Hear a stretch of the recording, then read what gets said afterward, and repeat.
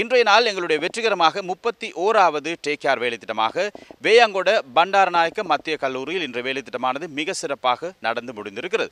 உங்களுக்கு தெரியும், இலங்கையில் அண்மை காலமாக அதிகமாக வீதி விபத்துகள் ஏற்பட்டு வருகிறது. இதில் ஏராளமான உயிர்களை நாங்கள் பலி கொடுத்து கொண்டிருக்கிறோம். இந்த பலியெடுக்கப்படும் ஒவ்வொரு உயிரும் எங்களுடைய சகோதரர்கள், எங்களுடைய உறவினர்கள், எங்களுடைய நண்பர்கள், தெரிந்தவர்கள் இப்படியாக இருக்கிறார்கள். இதை முற்றுமுழுதாக குறைத்துக் கொள்ளும் நோக்கில் ஜனாதிபதியின் நேரடி கண்காணிப்பின் கீழ் இந்த டேக் கேர் வேலை திட்டமானது முன்னெடுக்கப்பட்டு கொண்டிருக்கிறது.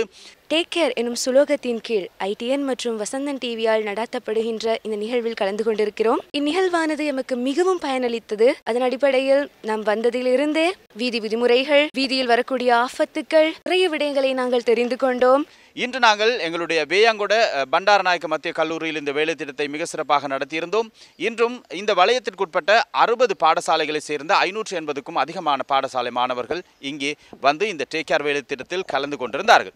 குறிப்பாக நாங்கள் ஒரு பாதையில் எவ்வாறு நடந்து செல்ல வேண்டும், ஒரு பாதையை கடக்கும் போது நாங்கள் என்ன மாதிரியான வழிமுறைகளை கடைபிடிக்க வேண்டும், வாகனத்தில் எவ்வாறு செல்ல வேண்டும், பஸ்களில் எவ்வாறு நாங்கள் செல்ல வேண்டும், அதே போல வீதி சமிஞ்சைகளை எவ்வாறு பின்பற்றிக் கொள்ள வேண்டும் போன்ற பல விடயங்கள் எங்களுடைய போக்குவரத்து போலீசாரினால் இன்றைய நாள் மாணவர்களுக்கு தெளிவுபடுத்தப்பட்டிருக்கிறது. எனவே பாடசாலை மாணவர்கள் என்ற ரீதியில் இன்றைய நாள் வேலை திட்டமும் அவர்களுக்கு மிக பயனுள்ள ஒரு வேலை திட்டமாக அமைந்திருக்கிறது. எனவே இன்றைய நாள் இணைந்து கொண்ட அத்தனை சொந்தங்களுக்கும் அன்பார்ந்த நன்றிகளோடு வேயாங்கொட பண்டாரநாயக்க மத்திய மகாவித்தியாலயத்திலிருந்து விடைபெற்றுக் கொள்ளும் நான் உங்கள் விஜய்.